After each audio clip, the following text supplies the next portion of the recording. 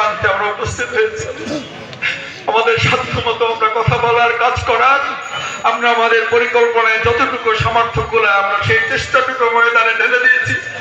এবার আপনি আপনার গায়েবী মদত দিয়ে, আপনার সাহায্য দিয়ে আমাদেরকে আপনি রক্ষা করেন আল্লাহ।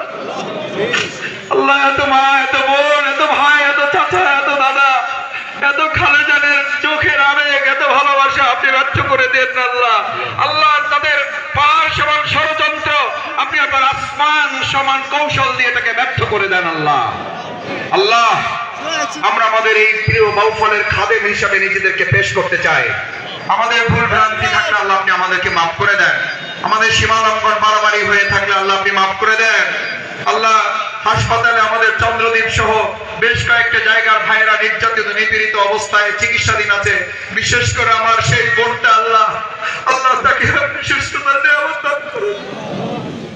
আল্লাহ, স্টেজ যিনি নির্মাণ করেছেন, স্টেজ নির্মাণ করে রোদের মধ্যে ক্লান্ত হয়ে তিনি অসুস্থ হয়ে এখন হাসপাতালে ভর্তি। আল্লাহ, আমার সেই ভাইটাকে আপনি সুস্থতার নিয়ামত দান করেন। আল্লাহ, এই মদনপুরার মানুষ যারা একত্রিত হয়েছে, এই মদনপুরার একটা পরিবার, আল্লাহ এই পরিবারের আমি একজন ক্ষুদ্র সদস্য। আল্লাহ, এই মদনপুরাবাসীর সাথে আমাকে আপনি কবুল ও মঞ্জুর করে নেন আল্লাহ। আল্লাহ, এই স্কুল থেকে আমি তৈরি হয়েছি।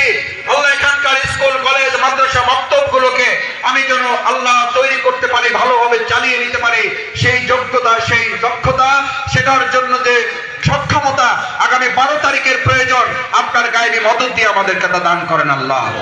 রব্বুল আলামিন মেহেরবানি করে আমাদের আয়োজনকে কবুল করেন আল্লাহ। অনেক তরুণ যুবকেরা এই পরিশ্রম করেছে, তাদের পরিশ্রমকে কবুল করেন।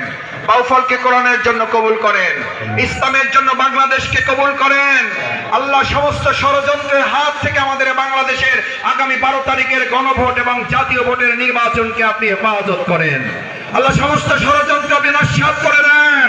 আপনার গায়েবী মদত দিয়ে আমাদেরকে আপনি সাহায্য করেন। আমার মা, আমার বোন, ভাইদের চোখের পানি, রক্ত এবং ঘামকে আপনি কবুল ও মঞ্জুর করে নেন।